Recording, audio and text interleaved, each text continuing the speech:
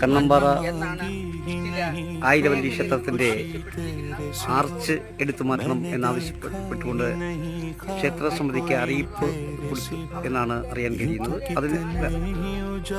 അതിൻ്റെ ഭാഗമായി ഇന്ന് ഇവിടെ ക്ഷേത്ര സംരക്ഷണ സമിതിയുടെ നേതൃത്വത്തിൽ ജനങ്ങളത്തെ സാമൂഹ്യ സാംസ്കാരിക രംഗങ്ങളിൽ സാന്നിധ്യമായി ചിന്തിക്കുന്ന ശ്രീ കെ വ്യക്തിയുമായി സംസാരിക്കുന്നു.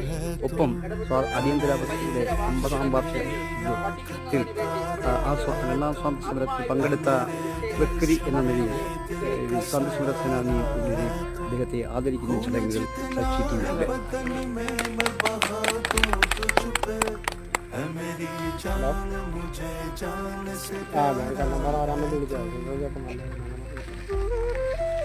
അല്ലേ വന്നു ഇവിടെ ഉണ്ട്.